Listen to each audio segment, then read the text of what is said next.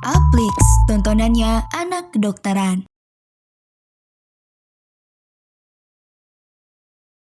Halo semuanya, balik lagi bareng aku di video e-learning kali ini. Nah, di video e-learning kali ini kita akan bahas tentang infeksi saluran nafas ya.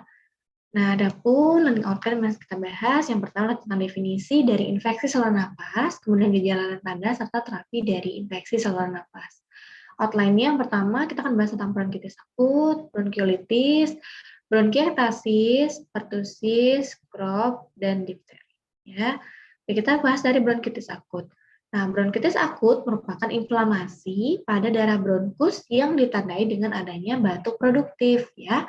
Nah, bronkitis akut merupakan infeksi akut saluran napas bagian trakeobronkial. Gejalanya adalah ada batuk produktif yang menetap selama 3-4 minggu, tandanya ada demam, takikardi, takipnu, faringipremis, limfadenopati lokal, dan rhinorrhea. Terapinya, kita bisa berikan antibiotik ya, dan terapi simptomatik. Untuk antibiotiknya itu adalah harus diberikan apabila satu warna phlegmnya atau mukusnya sedikit kekuningan, atau misalnya dia batuknya menetap gitu ya, kurang lebih 3 minggu. Simptomatiknya berupa berikan antipiretik, mukolitik, ekspektoran, dan antitusif. Oke, next kita akan bahas tentang bronkiolitis. Nah, bronkiolitis ini terjadi pada anak di bawah 2 tahun ya, berupa batuk, sesak, wheezing, dan subhemorrhage. Penyebabnya adalah akibat adanya respiratory syncytial virus atau RSV. Ya, pesan penunjangnya dengan X-ray nanti ditemukan adanya penebalan peribronkial dan hiperinflasi. Terapinya itu dengan pemberian oksigen dan nebulizer.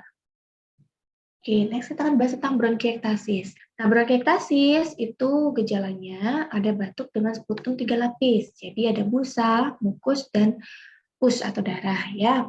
Nanti dari penunjangnya, dari X-ray ketemu gambaran honeycomb appearance ya. Oke, next kita akan bahas tentang pertusis. Nah, pertusis itu nama lainnya batuk kerjan ya atau whooping cough. Ya, penyebabnya karena bakteri Bordetella pertussis.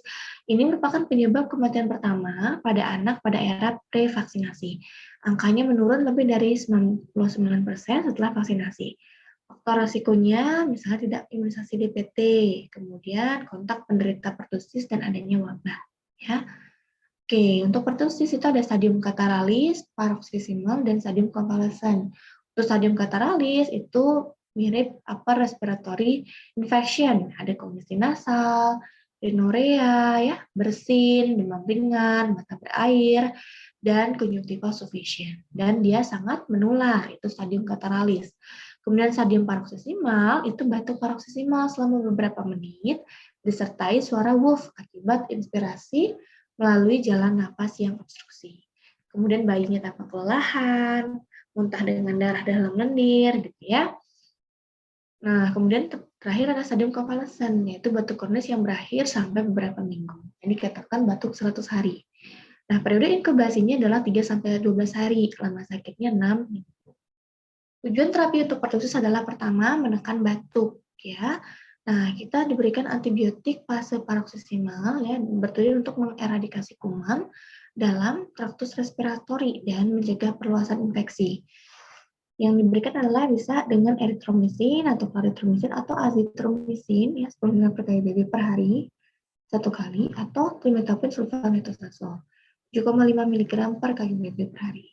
Suportif terapinya bisa diberikan terapi nutrisi, rehidrasi, dan oksigenasi, monitoring apnu, dan cyanosis hipoksia. Nah, bagaimana sih patofisiologinya terjadi pertusis gitu ya?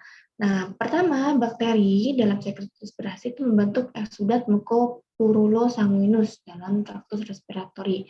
Kemudian, eksudat tersebut akan menyumbat saluran nafas dan menyebabkan atelektasis, batuk, dan cyanosis atau pneumonia. Ya, dan namun parenkim paru dan pembuluh darahnya tidak terdampak. Ya, jadi tidak bisa dilakukan kultur darah. Ya, jadi tidak ketemu nanti kalau di kultur darah. Ya. Jadi pertama infeksi Bordetella pertussis itu dia akan masukkan toksin dan antigen, di mana toksin dan antigen ini dia akan menyebabkan perubahan saluran nafas ya dari nasofaring sampai bronkiolus. Kemudian terjadi respon inflamasi pada mukosa, terjadilah kerusakan epitel dan timbul tanda gejala ya. Oke, next kita akan bahas tentang Crohn. Ya, croup itu batuk menggonggong, ya, disertai sesak, demam, dan stridor. Meliputi raring, trakea, dan bronkus. Etiologinya karena virus, HPV 1 dan HPV 2. Dari X-ray nanti ketemu gambaran adanya penyempitan pada darah subglutis atau Stippel sign, ya. Terapinya dengan nebulepinefrin dan kortikosteroid. Nah, untuk sindrom croup, untuk menilai derajat ringan sedangnya, kita menggunakan skor Westley, ya. Skor 0 sampai 1 itu ringan, skor 2 sampai 7 itu sedang, di atas skor 8 itu berat. Ya, yang dinilai adalah retraksi, masuknya udara, ya, stridor inspirasi, sianosis, dan derajat kesadaran. Pelaksana croup adalah yang pertama pemberian O2, ya, tentunya yang masker, kemudian inhalasi epinefrin 1:1000 sebanyak 5 mili, ya. Kemudian kortikosteroidnya kita berikan dexamethasone 0,6 mg per ppb, bisa per oral maupun IM maupun inhalasi dengan budesonide 2-4 mg sebanyak 2 mili. Kemudian apabila berat, kita berikan untuk bisa pertimbangkan intubasi, ya, dan pemberian oksigen kombinasi dengan helium. Oke, next kita akan bahas tentang difteri, ya. Nah, difteri itu penyebabnya adalah Corynebacterium sp, terutama Corynebacterium difteri. Gejala dan tandanya, ya, ada demam, nyeri tenggorokan, sulit menelan, dan sakit kepala. Ciri khasnya adalah adanya pseudomembran pada lokasi infeksi. Pada kasus berat itu bisa menyebabkan adanya obstruksi jalan nafas. Ya, apabila dia menyebar ke trakea, itu bisa menyebabkan trakeitis atau adenopati cervical yang berat. Terapi utamanya adalah dengan pemberian anti-difteri serum. Pemberian antibiotiknya itu bisa pilih dengan etromycin dan penisilin G atau penisilin P. Ya. Kemudian bisa dilakukan pembedahan jika memang terdapat obstruksi jalan nafas.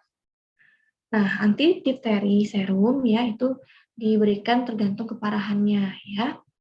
Kalau misalnya difteri laring atau paring itu diberikan 20.000 sampai 40.000 unit. Kalau misalnya difteri nasofaring itu diberikan 40.000 sampai 60.000 intraunit. Kalau misalnya dia lebih dari 3 hari atau pada pasien dengan pembengkakan difus di leher dan ada distress pernapasan itu berikan 80.000 sampai 100.000 intraunit. Oke, kita kuis dulu. Tuan Aji berusia 56 tahun datang dengan keluhan batuk berdahak yang telah dirasakan sekitar 5 hari yang lalu. Sebelumnya, pasien mengatakan sempat rawat inap 2 bulan yang lalu dengan dikatakan infeksi pada paru-parunya. Dahak pasien berlapis dan lebih banyak pada pagi hari. Pada pesan fisik dapatkan tekan darah 120/70, heart rate 88 kali per menit, RR 22 kali per menit, terdapat bronki dan wheezing. Dari radiologis terdapat gambaran tram track line. Oke, kalau tram track line atau honeycomb appearance jelas dia bronkiektasis jawabannya, ya, jadi jawaban C.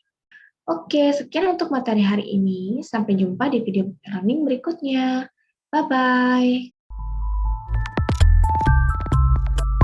Aplix, tontonannya anak kedokteran.